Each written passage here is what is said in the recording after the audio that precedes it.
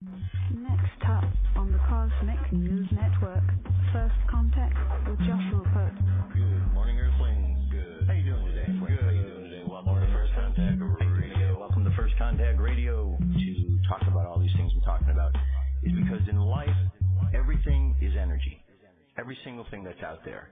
Yo, it's First Contact with Joshua Pope.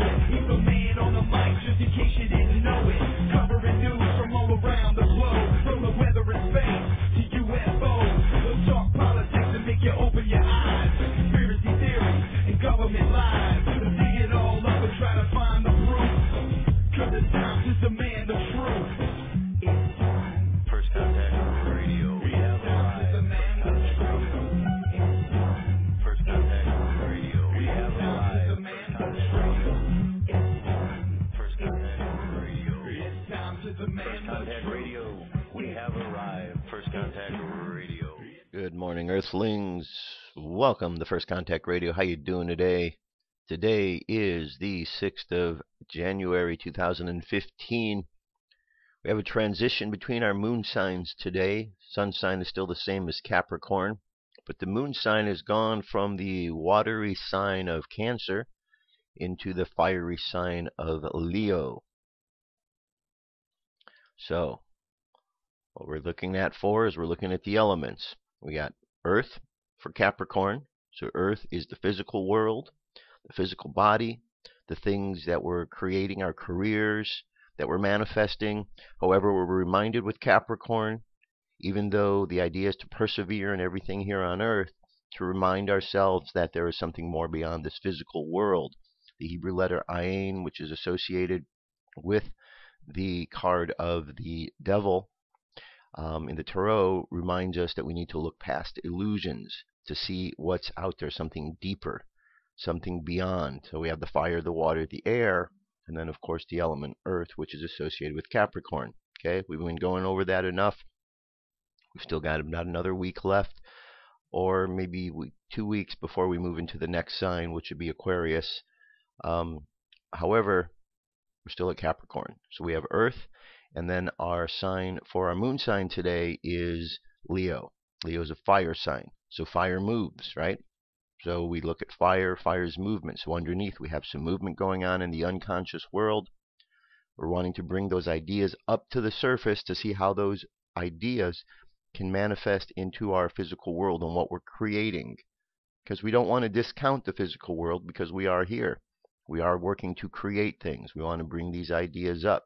And the world today needs lots of different ideas. There's a lot of different thoughts going on. So we want to work with this fiery energy, these ideas that are coming through to us, so that we can really affect the world in the way that we hope to. So that transition from the moon sign went on just a couple hours ago, 3 hours ago to be exact, 5:03 a.m.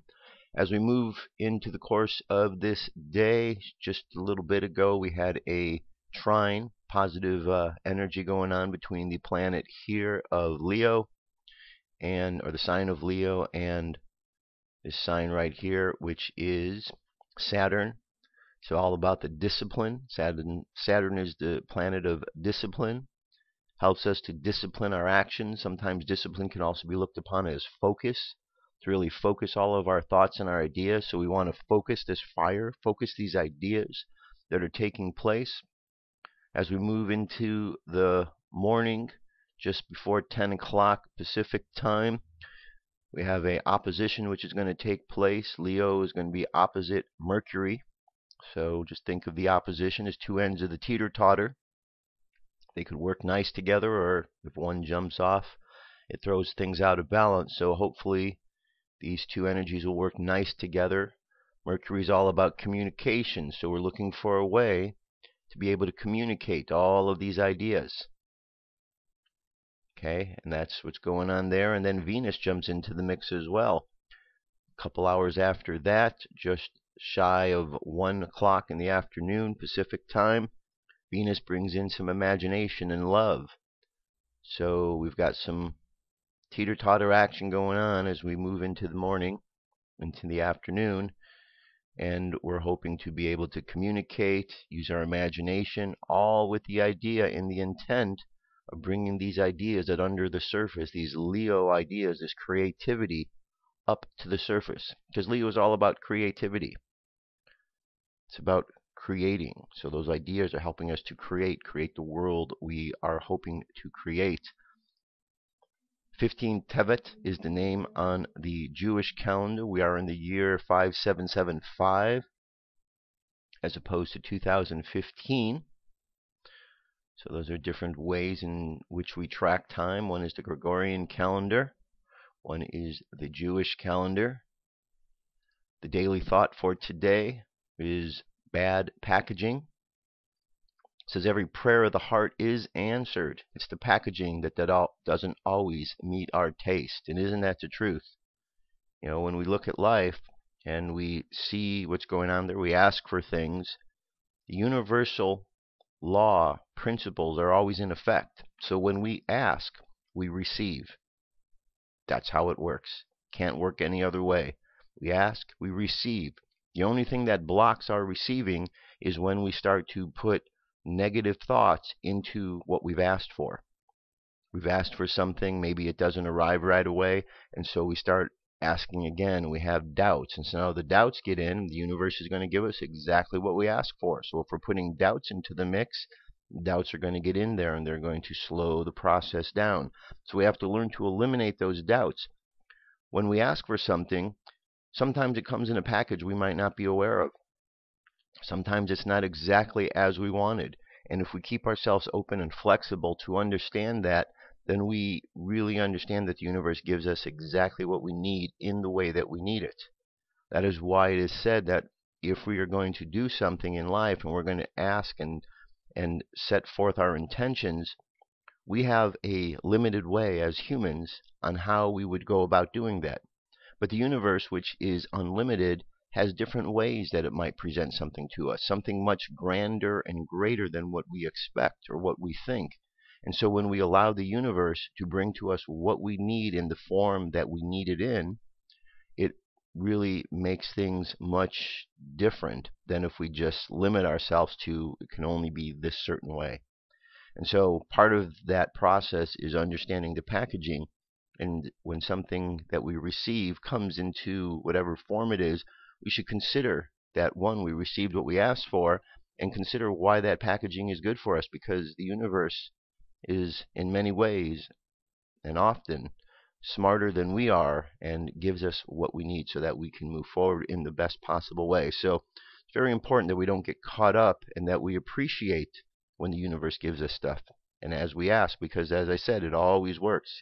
There's never a time when it doesn't work, because that's just the law of the universe.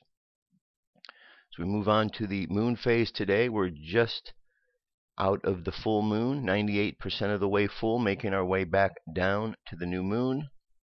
Spaceweather.com, solar wind is 485.0 kilometers per second. Planetary King Index is unsettled at the moment in the 4 range. So there's some activity taking place. We have this large coronal hole which has been passing out of our range. We still see it here, but it's not directly Earth facing. However, we have this one coming in right here. So we are waiting to see what's going to happen here. This does give us notice that we are inside a stream of solar wind flowing from the large southern hole. So it appears that we are still being affected by this, according to spaceweather.com. M-class flare possibilities at 50%, X-class at 10%. Geomagnetic storm activity has dropped and will be dropping over the next 24 to 48 hours, going from as high as 30% in the mid latitudes down to 15 or even 1%, and in the high latitudes from 40 down to 20 and as low as 15%. So things are settling down out there in the cosmos. And if we look at the sky tonight, here we have a nice good view. We got the moon. We'll see Leo off to the left. So we're looking east. Jupiter, Regulus, tells us watch lower left of the moon for Jupiter, and then Regulus to rise in early evening. In the early evening at this time of the year, the great square of Pegasus balances on one corner high in the west. The vast Andromeda-Pegasus constellation complex runs all the way from near the zenith by Andromeda's foot down through the great square, Pegasus's body, almost to the western horizon, which is Pegasus's nose. Okay, so if you're looking at the sky tonight, that's what's there.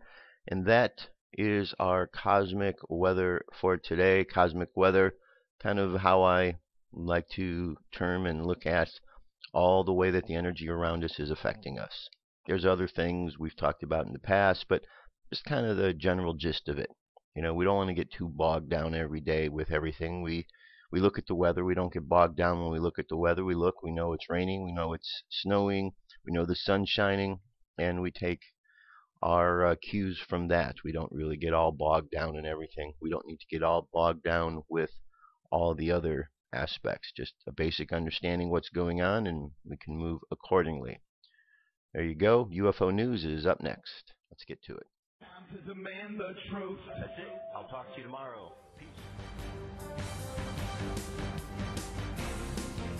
This is the UFO News with Joshua Poet. Alrighty, Dirk. Thank you very much. This is UFO News for today. First sighting. This happened over Southern California. Another perspective, we've heard about this. This sighting was the 5th of January. Did you notice the white cloud appearance of the UFOs? It is special cloaked to allow them to appear this way rather than solid. I was driving home after work when this UFO, or whatever you call it, caught my eye. I pulled over in front of somebody's house to film it. I would have gotten a better shot, but I didn't want to jump these people's fence. Anyway, I don't know what to make of this. Couldn't have been a plane because there was no noise. And I never heard a crash after either. The orb thing flew straight up in the sky and disappeared. Sorry I didn't film that. There you go. See this right here? This was something that shot off of it, seeming to go the back way. So what do you think that was? Not quite certain, but that has certainly been getting attention as people are just do the UFO searches, and you'll see that this is a question of what the heck was that. All right, that appears to be what we're seeing here. Let me go back to the beginning again where you can see it. There you go. See how that shot right out the back of it? And there it is again. Now, is this real? Is this something that somebody photoshopped or did some editing with? Don't know. But that's what's there. Check it out. See what you think. All right, here is a UFO obviously cloaking itself, St. George, Utah. We've certainly seen these type of clouds before. We understand what's going on there.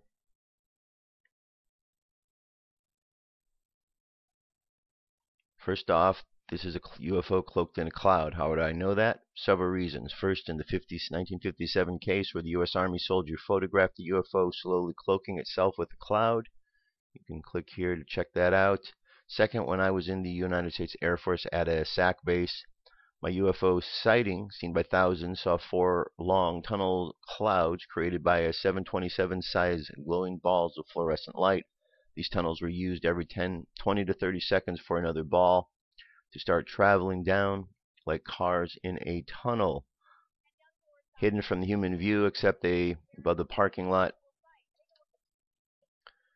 Okay, so this was the interesting sighting caught on camera over southern Utah. See the reporter talking about it, not really quite knowing what it is. She's references saying this is called a lenticular cloud, and they don't really have any explanation other than that. But those of us who pay attention to UFO sightings, we know what this is. Okay? So, very interesting indeed. The mainstream media still is uncertain about how to deal with that, so they just describe it away as lenticular clouds in the same way nowadays that they're describing chemtrails as a type of cloud as well. All right, deep Earth life excites extraterrestrial life researchers. Earth is commonly associated with green forests, blue oceans, and animals that live in both. However, there's a possibility, too, that Earth hosts another biosphere. Tiny microbial organisms could be living below the surface. This could also be the same with extraterrestrial life. In a recent study published in the journal Nature, geoscientist Barbara Sherwood-Lawler says that the deep Earth life environment could be far vaster than previously thought. The idea that alien life could also be the same has received a sudden impact with NASA's announcement that the Mars Curiosity rover has discovered a plume of methane that spiked and then dissipated on the red planet, an indication of microbial life. Geochemist Lisa Pratt says that the new study and the new NASA discovery of the red planet suggests that scientists should begin searching for something that is different than the conventional cellular life which researchers used to seeing and studying on Earth. In 2006, Sherwood-Lawler and Pratt announced through a science paper about the discovery of bacteria living deep in a gold mine in South Africa, completely isolated from sunlight. These microbes managed to live deep in Earth by deriving their energy from hydrogen gas produced by water and the surrounding rock reactions. These microbes are estimated to have lived between 3 million and 25 million years. Okay. Goes on to say just last year, Sherwood-Lawler are also part of a team that discovered similar environments. They analyzed water in the mine in Timmins, Ontario, with similar chemistry to the mine in South Africa. The team estimated that the water found in Timmins mine was billions of years old. The site is still subject for further study to know if there's microbial life living in it. So scientists and ordinary people are now curious about how many similar places in the planet host life. Furthermore, the possibility of dark life on the red planet provides exciting stuff among scientists and researchers. What's interesting to note about this particular article, it talks about the water in two cases. In one where it says the water is billions of years old. In the other we have 25 million years. Well, there are those on the planet, people, who believe that the Earth is only 6,000 to 10,000 years old. That's right, there are those who believe the Earth is only 6,000 to 10,000 years old. However, how could there be water found that's a billion years old if the Earth has only been here 10,000 years? Quite the conundrum, don't you think? So somebody is inaccurate. I'm going to say that the 6,000 to 10,000 year guesstimate probably is inaccurate because our science shows us otherwise. Now we have a UFO sighting changes the author's life. New book, Pillars of Fire. In his day job, Eli Nazario owns a Miami demolition company that grossed almost $1 million in 2014. But Nazario, a Brooklyn native who transplanted to South Florida around 10 years ago, is also another long-standing occupation, extraterrestrial fanatic. And now he has his self-published book, Pillars of Fire, based on both exhaustive scholarship and what he says are real experiences. I think we're definitely not alone, Nazario says, based on the research and evidence that I've been able to capture. The 41-year-old says he's been fascinated with the possibility of extraterrestrial life since he was a kid. I would always look up, he says, but the first real experience with a UFO came about a decade ago when he was in New York working as a van driver for an elderly daycare business. He was just getting out of the van for a pickup in Mount Vernon near the Bronx when he looked up. Reflecting in the bright blue sky about 400 or 500 yards up was a mysterious hovering disk. It was cylindrical. It had a rotating counterclockwise bottom and it had 3 windows. Nazario stood gaping for 5 minutes, transfixed by the aluminum-like object. He also pointed it out to an elderly woman who was picking up, who just confirmed the sighting. He later says that he began thinking more deeply. It just opened up all sorts of questions in my mind concerning humankind, our origins, and our extraterrestrial origins. A devout Christian, Nazario began examining religious texts for records of similar sightings. He found many references in Genesis to sons of God who came down, descriptions of fallen angels, and he reinterpreted as allusions to the mysterious extraterrestrials. So that's my theory, that it has been written in the Bible and these things have spiritual precedent. All right, so there you go. You might want to check that book out. UFO Digest article by Scott Corrales. Unusual UFO culture being investigated. The story was unlikely to make the news wires, much less the major newspapers in northern New Hampshire, concerned as they were with celebrity gossip and political infighting. The event, after all, had transpired out where God lost his sneakers, as some would say, and the back of beyond in the language of more polite society. For it was out in the alkaline deserts of Chile where a unit of state police, the Carabineros, had suppressed a religious sect with a very strange belief in the summer of 2010. Law enforcement had arrested 8 people in the community of Vilcon, charging them with belonging to a fanatical cult that revolved around the figure of an 11-year-old child known as La Princesieta. The little princess, having less to do with Disney royalty figure and more with an oracle child of ancient times. The 8 members of the family known as the Santa Ana cult in the media protested their innocence and their right to worship freely. We are God's chosen followers of Christ, and for that reason we are fearless. We have done no wrong. Major Jorge Alvarado of the Carabineros strike force noted that the male occupants of the home had long hair and beards, arguing that the law enforcement agents could not enter the premises because it was holy ground. The authorities thought differently about this matter. Rural police had been violently chased away by the property during an attempted search, motivated by the fact that the girl had not been to school in months, much to the concern of the officials. The toughened Carabineros had stormed the house with a warrant from prosecutor Omar Merida, only to discover a sort of altar had been erected in honor of La Princesieta, festooned with candles, religious imagery, and statues. Theirs was an event, more ominous discovery, an assortment of firearms ranging from handguns to hunting rifles, ammunition, water bottles, batteries, flashlights, and other supplies one might well stockpile in light of an imminent disaster. Even more disturbing was the coal black goat tied to a stake in the backyard. Its purpose, the police said, was unclear. Child told us a huge earthquake was coming and we had to pray to stave it off. She had the vision. She speaks to angels. There were works of clan leader Cesar Becerra, as reported by El Astria del Temuco newspaper. Becerra had worked for years as a caretaker of Fundo Santa Ana, which is the Santa Ana estate, and argued that the little princess had accurately predicted the February 27th earthquake that year. Angelic forces, he argued, had contacted the child and told her to build the altar. They told us to pray a lot to scare the devil away. We prayed daily, some 4 times a day. She helped us fight the demons that sometimes came to the house at night.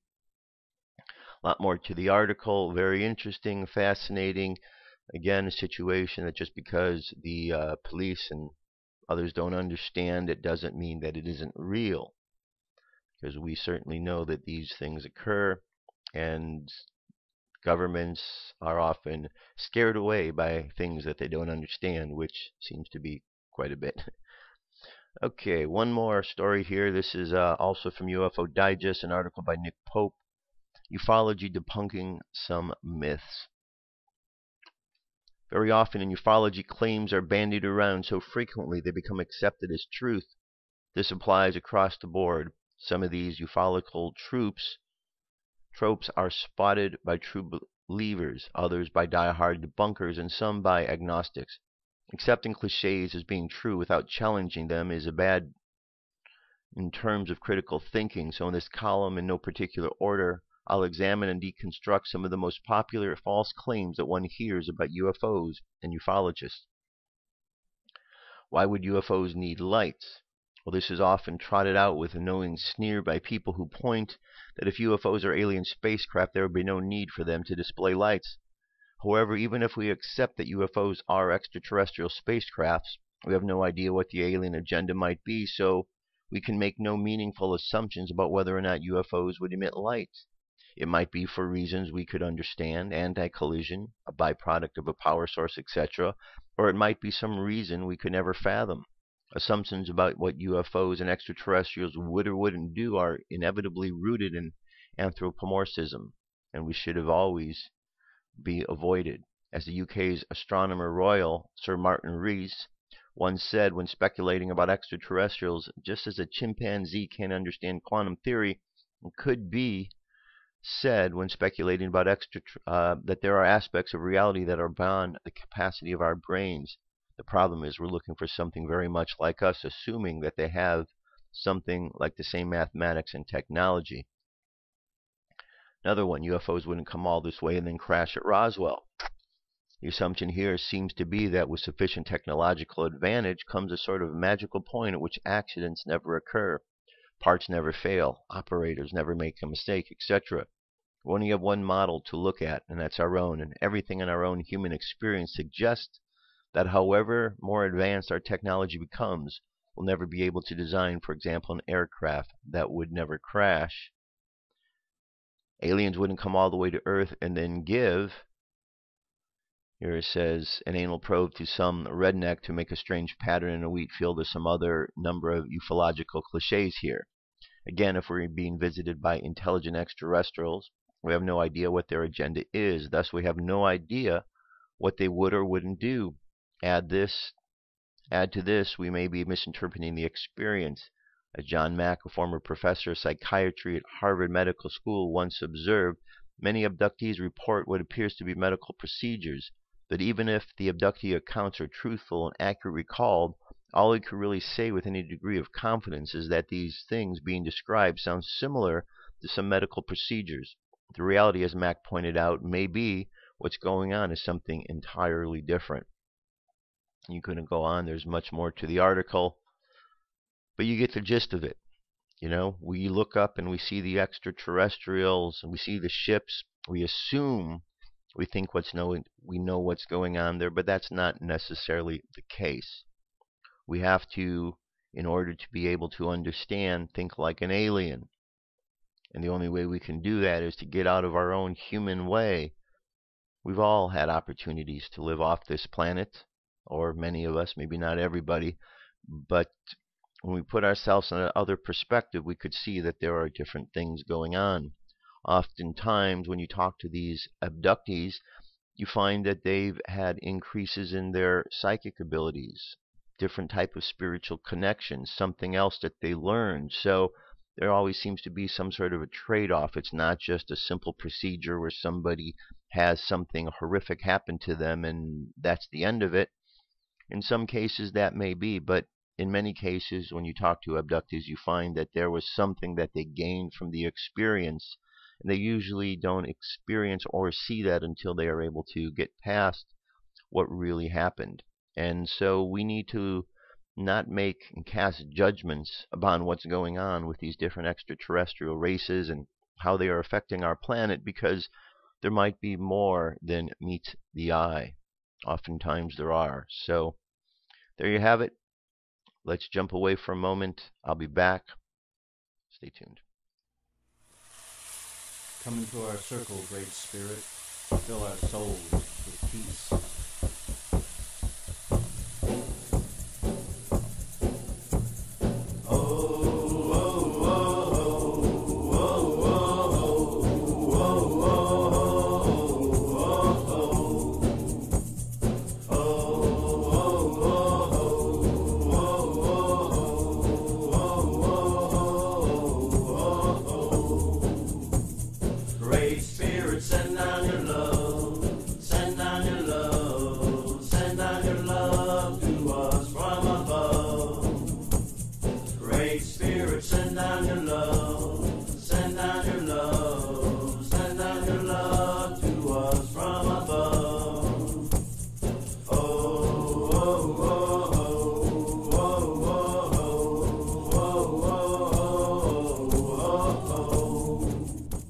Continue on.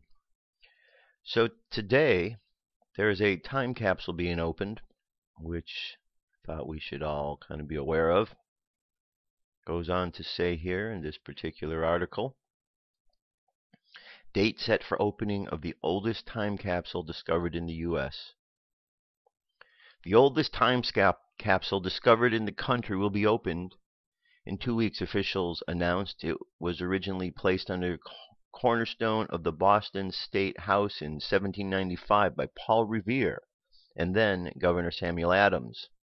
On January 6, 2015, the Museum of Fine Arts in Boston and state officials will open a time capsule revealing the contents for the first time since 1855. That's when its contents were documented and cleaned. Officials said additional materials were added to the time capsule, which was then placed in brass, plastered into the underside of the granite cornerstone. On December 11th, the time capsule was removed from the cornerstone along with miscellaneous coins. The time capsule, which was x-rayed by the MFA on December 14th, weighs 10 pounds and measures 5.5 inches by 7.5 inches by 1.5 inches. X-rays revealed what is believed to be a collection of silver and copper coins dating from 1652 and 1855, an engraved silver plate, a copper medal depicting George Washington's newspapers, the seal of the Commonwealth, cards, and a title object from the Massachusetts Colony Records. The MFA said in a statement today, these objects were described in the 1885 account of the reburying ceremony. The museum has scheduled a news conference at 6 p.m. on January 6th, authorizing only credentialed media due to the extremely limited space and object sensitivity, the museum said in a statement. So very fascinating indeed. So we shall see what happens when the time capsule is opened. Remember the movie Knowing? When the time capsule was opened there, that began all sorts of strange activity. Is that something that's going to go on? Is there some deep secrets that were buried in there? Don't know. But we'll find out, hopefully. Because we do have a government that is absolutely transparent and they wouldn't hide anything from us, right? Of course they would. All right. Continuing on with more important matters. Book of Daniel. We're going to pick up at chapter 4 here. Reason I'm going over the book of Daniel this week is because it is going to be a prelude to going into the book of Revelation. The reason being is that when you read through the book of Revelation, there are clues that refer back to the book of Daniel. So in order to understand some of what is in the book of Revelation, we need to take a step back and reference the book of Daniel to understand. That being said, this week, until we finish it, I'm going to go through the book of Daniel, chapter by chapter. We got through 3 of them yesterday. Let's continue on. Chapter 4. Nebuchadnezzar the king, unto the people, nations, and languages that dwell on the earth, peace be multiplied unto you. I thought it good to show the signs and wonders that the high God hath wrought towards me. How great are his signs, and how mightily are his wonders. His kingdom is an everlasting kingdom, and his dominion is from generation to generation. I, Nebuchadnezzar, was at rest in mine house, and flourishing in my palace. I saw a dream which made me afraid, and thoughts upon my bed, and the visions of my head troubled me. Therefore I made a decree to bring all the wise men of Babylon before me, that they might make known to me the interpretation of the dream. Then came in the magicians, the astrologers, the Chaldeans, and the soothsayers, and I told the dream before them, but they did not make known unto me the interpretation thereof. But at the last Daniel came in before me, whose name was Belteshazzar, according to the name of my God, and in whom is the spirits of the holy gods. And before him I told the dream, saying, O Belteshazzar, master of the magicians, because I know that the spirit of the holy gods is in thee, and no secret troubleth thee, tell me the visions of my dream that I have seen, and the interpretation thereof. Thus were the visions in my head in my bed. I saw, and behold, a tree in the midst of the earth, and the height thereof was great. And the tree grew, and was strong, and the height thereof reached unto heaven, and the sight thereof to the end of the earth. And the leaves thereof were fair, and the fruit thereof much, and in it was meat for all. The beasts of the field, and the shadow under it, and the fowls of the heaven dwelt in the burrows thereof, and all flesh was fed of it. And I saw in the visions of my head upon my bed, and behold, a watcher, a holy one, came down from heaven. He cried aloud and said thus, Hew down the tree, and cut off its branches, shake off its leaves, and scatter his fruit, Let the beast get away from under it, and the fowls from its branches. Nevertheless, leave the stump of its roots in the earth, even with the band of iron and brass, in the tender grass of the field, and let it be wet with the dew of heaven, and let his portion be with the beast in the grass of the earth. Let his heart be changed from man's, and let beast's heart be given unto him, and let 7 times pass over him. This matter is by decree of the watchers, and the demand by the word of the holy ones, to the intent that the living ones may know that the Most High ruleth in the kingdom of men, and giveth it to whoever he will, and setteth up over the basest of men. In this dream I, King Nebuchadnezzar, have seen. Now thou, O Belteshazzar, declare the interpretation thereof, for as much as all the wise men of my kingdom are not able to make known unto me the interpretation, but thou art able, for the spirit of the holy gods is in thee. Then Daniel, whose name was Belteshazzar, was astonished for 1 hour, and his thoughts troubled him. The king spake and said, Belteshazzar, let not the dream or my interpretation thereof trouble thee. Belteshazzar answered and said, My lord, the dream be to them that hate thee, and the interpretation of to thine enemies. The tree that thou sawest, which grew and was strong, whose height reached unto the heaven, and the sight thereof to all the earth, whose leaves were fair, and the fruit thereof much, and in it was meat for all, unto which the beasts of the field dwelt, and upon whose branches the fowls of the heaven had their habitation. It is thou, O king, that art grown and become strong, for thy greatness is grown and reacheth unto heaven, and thy dominions to the end of the earth. And whereas the king saw a watcher and a holy one come down from heaven, and saying, Hew the tree down and destroy it, yet leave the stump of the roots thereof in the earth, even with the brand of iron and brass, in the tender grass of the field, and let it be wet with the dew of heaven, and let his portion be with the beasts of the field, till 7 times pass over him.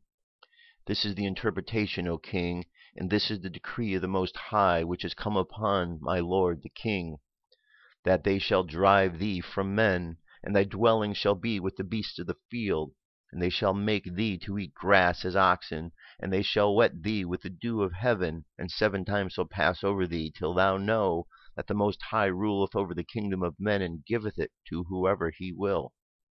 And whereas they commanded to leave the stump of the tree roots, thy kingdom shall be sure unto thee, after thou shalt have known that the heavens do rule. Wherefore, O king, let my counsel be acceptable unto thee, and break off thy sins by righteousness, and thine iniquities by showing mercy to the poor, if it may be a lengthening of thy tranquility. All this came upon King Nebuchadnezzar, and at the end of 12 months he walked in the palace of the kingdom of Babylon. The king spake and said, Is it not this great Babylon that I have built for the house of the kingdom, by might of my power and the honor of my majesty? While the word was in the king's mouth, there fell a voice from heaven, saying, O King Nebuchadnezzar, to thee it is spoken, the kingdom is departed from thee. And they shall drive thee from men, and thy dwelling shall be with the beasts of the field. They shall make thee to eat grass as oxen, and 7 times shall pass over thee, until thou know that the Most High ruleth in the kingdom of men, and giveth it to whomever he will. The same hour was the thing fulfilled upon Nebuchadnezzar, and he was driven from men, and did eat grass as oxen, and his body was wet with the dew of heaven, till his hairs were grown like eagle's feathers, and his nails like bird claws. And at the end of days I, Nebuchadnezzar, lifted up mine eyes unto heaven, and mine understanding returned unto me, and I blessed the Most High, and I praised and honored him that liveth forever, whose dominion is an everlasting dominion, and his kingdom is from generation to generation, and the inhabitants of the earth are reputed as nothing, and he doth according to his will in the army of heaven, and among the inhabitants of the earth, and none can stay his hand, or say unto him, What dost thou? At the same time my reason returned unto me, and for the glory of my kingdom mine honor and brightness returned unto me. And my counselors and my lords sought unto me, and I was established in my kingdom, and excellent majesty was added unto me. Now I, Nebuchadnezzar, praise and extol and honor the King of heaven, all whose works are true, and his ways judgment, and those that walk in pride he is able to abase. 5. Belteshazzar the king made a great feast to 1,000 of his lords, and drank wine before the 1,000. Belshazzar, while he tasted the wine, commanded to bring the golden and silver vessels which his father Nebuchadnezzar had taken out of the temple, which was in Jerusalem, and the king and his princes, his wives, and his concubines might drink therein. And they brought the golden vessels that were taken out of the temple of the house of God, which was at Jerusalem. And the king and his princes and his wives and his concubines drank in them. They drank wine and praised the gods of gold, of silver, of brass, of iron, wood, and stone. And in the same hour came forth fingers of a man's hand, and wrote over against the candlestick, against the plaster of a wall of the king's palace. And the king saw the part of the hand that wrote. Then the king's countenance was changed, and his thoughts troubled him, so that the joints of his loins were loosened, and his knees smote one against another. The king cried aloud to bring in the astrologers, the Chaldeans, and the soothsayers. And the king spake and said to the wise men of Babylon, Whosoever shall read this writing and show me the interpretation thereof shall be clothed with scarlet, and have a chain of gold around his neck, and shall be the third ruler of the kingdom. Then came in the king's wise men, but they could not read the writing, nor make known to the king the interpretation thereof. Then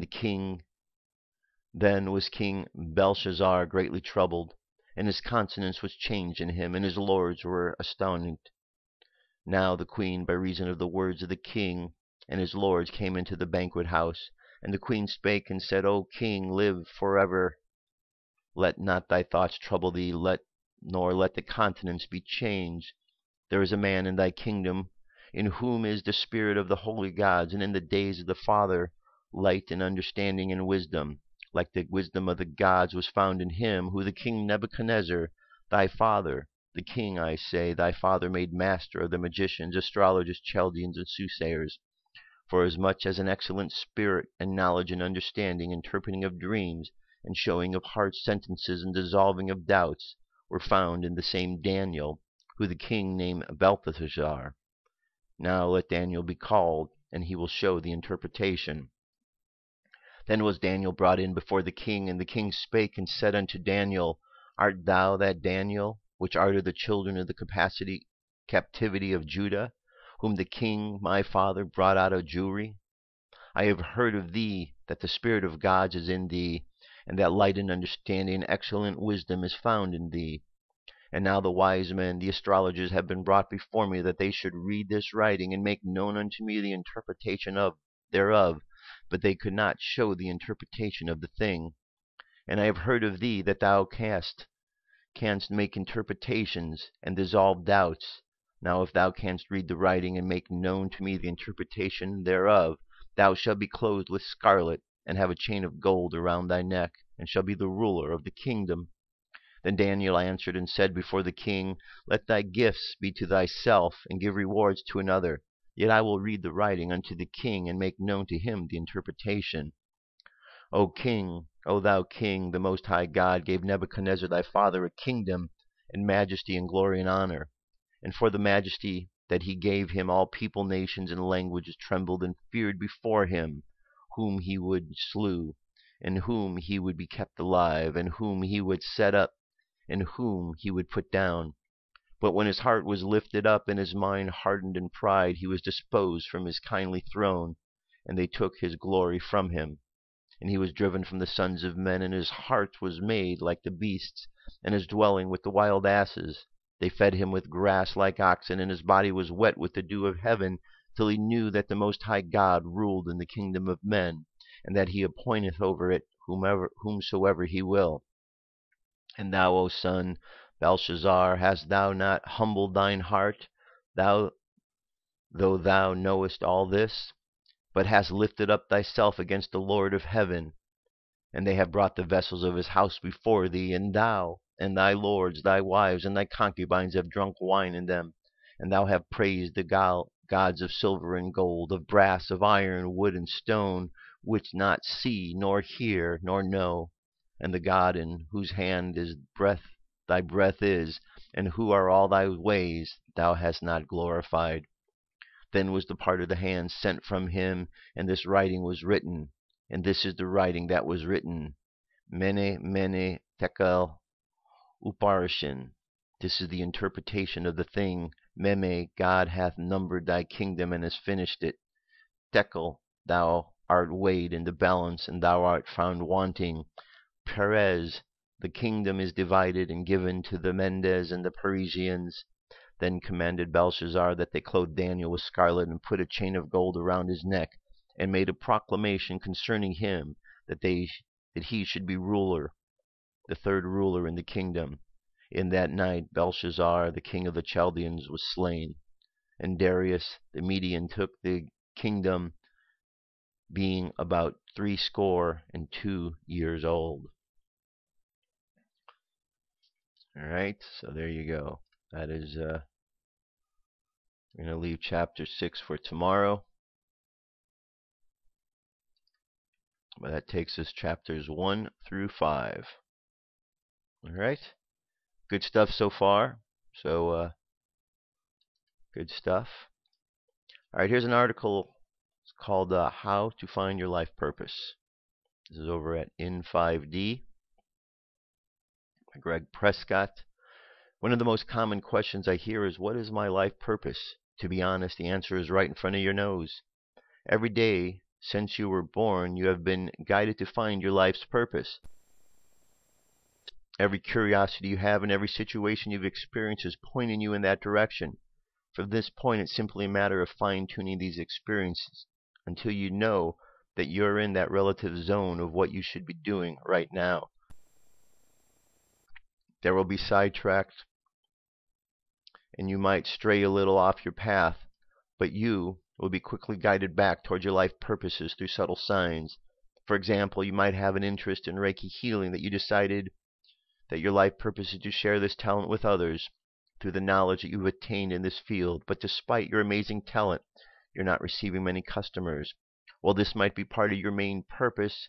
The universe is trying to tell you to dig deeper into what you're supposed to be doing right now. Perhaps instead of healing others, you're supposed to be teaching others how to do this type of healing. This doesn't mean you should completely give up implementing Reiki healing on an individual level, because you're performing an awesome service to others, in which the universe is always grateful for. The universe may be simply suggesting you take a look at other avenues where your talents and abilities can be used at a greater level. I know quite a few people who are changing their career paths in midlife, which takes a lot of courage to do. A friend of mine has been involved in art her entire life, but spent most of her life working as a paralegal. She is now starting a tattoo business and is using her gift of artwork to do something she enjoys. She has an interest in natural healing and aromatherapy and is building a website to help others in those fields as well. Another friend, Max, was a financial planner and strategist for a multi-million-dollar business when he decided to change career. He has an amazing ability to healing people by being able to connect to a higher self and then diagnose the problem. I can attest to his abilities through personal testimony. I initially met him online chat and in 5D and vaguely told him about my back issue. What I didn't tell him was that I've had a sciatica nerve issue for years. He told me to call him so he could diagnose the problem, so I did. After a brief chat, he became quiet a few moments, and then he stated, "Your left leg is slightly shorter than your right leg. Buy a heel pad, problem resolved." I've been consulting with him now and get this website ranked along with various search engine optimization techniques, because his talent and ability needs to be shared with as many people as possible. These are just a couple of examples. So here's some points here. 1, where have you been? For your entire life, you've been guided towards your life purpose. All your interests and activities have led you to where you are now. Look back at them and try to see what direction they are leading you to. 2, expect to fall on your face along the way. I wish there's a better way of phrasing it, but there will be many obstacles along the path. Be strong and learn from these obstacles. 3, once you've found your life path, allow it to grow. There's a good chance that your life's purpose is multifaceted. As you continue on your journey, you will probably take on new challenges that will be associated with your journey. 4, ask the universe for direction and purpose. One day I met my ex-wife's house to pick up my daughter. She asked me if I heard of The Secret, to which I replied, nope. She invited me inside, played the trailer The Secret. I was so impressed that by the time that my daughter and I arrived at home, I went online and immediately ordered the video. 5, filter the ideas. Not all of the ideas will be your life purpose. They will all lead you to the right direction. Asking the universe, I started receiving ideas at an amazing pace. As I mentioned, one of the ideas had come to write a program for at-risk youth. I also wrote a book on parenting. Learn from your mistakes. There really aren't any mistakes because each one provides a valuable learning experience that guides you in the right direction. While it may be frustrating at times, your life purpose will become clearer each day despite the mistakes. 7. You're not racing against anyone. While there may be competition with your idea or life purpose, it's not a race because we're all on the same team. 8. Clear the clutter. Sometimes our minds are so cluttered that it's nearly impossible for the universe to get through to us. As an example, I used to be a huge sports fanatic. I could glance at sports section of a newspaper and literally memorize every statistic. What good is this ability and how is it helping me to make the world a better place? The lesson I learned is to use my thirst for knowledge in other areas that would help others. 9. Express gratitude. Always thank the universe for every small blessing. The universe loves gratitude and lets your spirit guides know that their work is appreciated. And 10. Make it enjoyable. Imagine choosing a profession that you despise. There are lots of people who truly don't like what they're doing, but they're doing it out of necessity. You have the ability to change this. While it might not happen overnight, try to view it as a buffet. Imagine filling your plate full of food. While it may seem that a lot of food, eventually the plate will be empty, one forkful at a time. In other words, try not to do too much at once because your plate is full and you can't eat it all in one bite.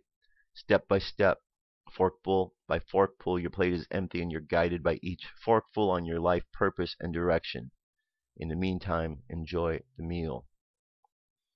According to the late Dolores Cannon, the side effect of doing something you love, what you're supposed to be doing, is perfect health. When you're in tune with what you're supposed to be doing, you don't get sick. You'll also help make the world a better place for all of us. So another really good article here from Greg over at N5D.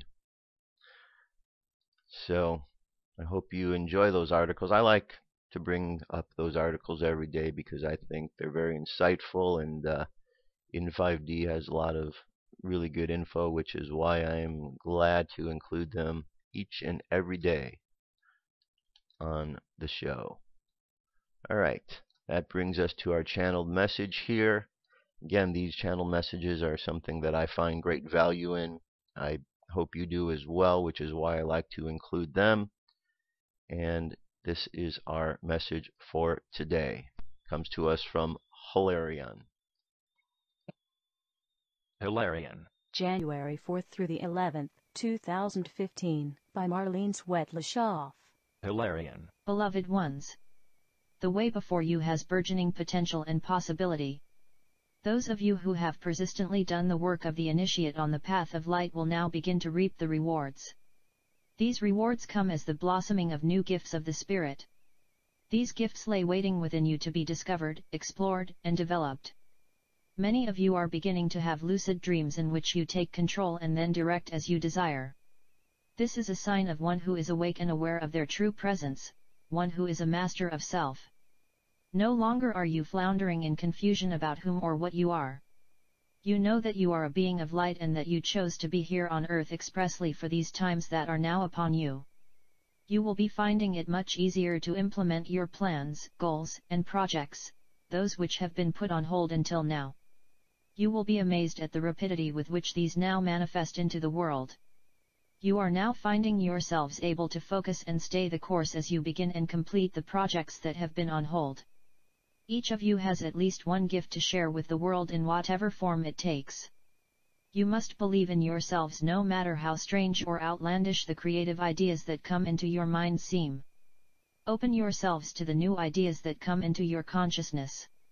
Write these ideas down immediately with the date you received them. Make a point of reviewing your journal at least once each week in order to refresh your memory. Sometimes, more information will come into your mind as you read and review your notes. Record this information also. Then begin to watch for the synchronicities as they appear in your everyday life, as your guides and angels come in to assist you to bring the ideas into manifestation. You must ask for this assistance each day and be willing to follow through on the information that comes to you. The collective field of human consciousness has been upgraded with the higher energy that has been coming into the Earth's atmosphere. This is causing much turmoil within those who have no idea what is taking place in the cosmos. Their lives feel as though they are being turned inside out and upside down, and they are striving to understand why this is so. These people are turning to the internet to search for the answers, and they are finding the places of light, love, and inspiration that have been created by those of you who are aligned with your divine mission and purpose, and who have prepared these online beacons in order to assist the seekers to find their way. Your centers of light will henceforth be seen and sought by an increasing amount of awakening people. Your greater role upon the planet is now unfolding. As an ambassador and emissary of the Creator, your task is to shine your light as an example to the rest of the world. Your inner light must be more visible in your outer manifestation in all areas of life. These times call for greater responsibility from each of you as you strive to uphold the higher vision of the world you desire to create and sustain. You it is who is creating it. There is no one else, only those such as you who are willing to stand in your light and in your truth and daily be it. So we ask you to continue to be the path cutters and the trail blazers. Now is not the time to rest on your laurels. You have graduated, you have passed the tests of initiation, and now your work begins in earnest. We promise that it will be work that is filled with ever-expanding joy, peace, and happiness than you have ever experienced before. When each person is operating from the higher dimensions, life just seems so much easier, more fulfilling, more expansive, and more enriching in all facets of daily living. Do whatever is necessary in order to implement and sustain this higher state of being. By daily grounding your light and the cosmic light into the center of the earth, you are assisting everyone to reconnect with their higher version of themselves. As this reconnection becomes more frequent and prominent, a greater degree of awakening will result, and the entire collective field of humanity is empowered to carry greater light and knowing within it. As the very waves of the Earth's atmosphere carry this empowering energy, all the inhabitants upon the Earth become upgraded to a higher frequency through the process of osmosis. What happens to one person truly does happen for all. The more of the world's people that can live in a state of joy and maintain and sustain this state of being, the more enabled and empowered everyone on the planet becomes. The entire potential in the world's population is uplifted to a higher level of functioning, and the old ways of doing things and perceiving things will no longer work. This is when inspired creativity will flourish within each human heart, and humanity will begin to live as originally intended upon this planet. Until next week. I am Hilarion. All right, a good message indeed. You know, it's amazing, these messages, the stories, everything all kind of ties into each other. All right, here's a passage, Warrior of Light. A warrior of light is never predictable. He might dance down the street on his way to work, gaze into the eyes of a complete stranger, and speak of love at first sight, or else defend an apparently absurd idea. Warriors of light allow themselves days like these. He is not afraid to weep over ancient sorrows or to feel joy at new discoveries. When he feels that the moment he has arrived, he drops everything and goes off on some long-dreamed-of adventure. When he realizes he can do no more, he abandons the fight, but never blames himself for having committed a few unexpected acts of folly. A warrior does not spend his days trying to play the role that others have chosen for him. Very good, very good. Again, ties right into what we're talking about. And that brings us to our meditation for today. So go ahead and close your eyes. Take a deep breath. And exhale. Take another deep breath. Exhale again. One more deep breath.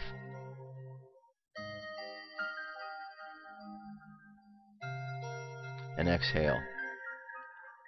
Continue to breathe and contemplate the ideas of these affirmations. I am one with the very power that created me. I am one with the very power that created me. We are all family, and the planet is our home. And just let those words reverberate, the oneness with the creative spirit of life, and the oneness with the family here on planet Earth. And as you allow those words to reverberate, you understand your connection to all. And you understand that the more you allow this oneness to occur, your connection gets stronger. And the success gets better and better. For we realize success occurs in all activities we do. So imagine yourself being at one with all, connected to all things.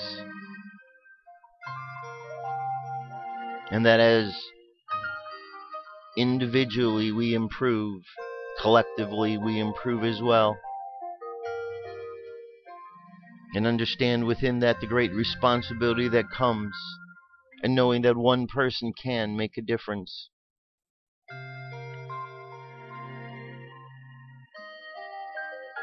So as we go through the world today, just imagine the connection there is to all things, to the people you meet,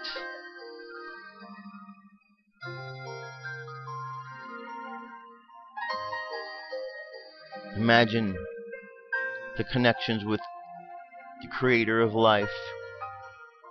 And just look for all of these connections and common points. And as you do, you begin to understand deeper and deeper how all of these connections have a purpose. So imagine sending out love right now to all of these connections, to all things that we are connected to, sending out gratitude. And let the subconscious mind continue on the journey, observing all the ways in which we are connected to all things, and all things are connected to us. And let's bring the conscious mind back to the present moment on the count of 3. 3, coming back to the present moment filled with confidence. 2, coming back to the present moment filled with faith. 1, coming back to the present moment happy, healthy, and whole. Happy, healthy, and whole. Take another deep breath. Exhale. Open your eyes. That's it, my friends. That's the show for today. Lots to think about, from the book of Daniel to all of the other understandings about our connections and our purpose as we move through life. There is a purpose. We are all here. And when we really contemplate and explore what that is, we all find. Seek and we shall find. That's what we have been taught.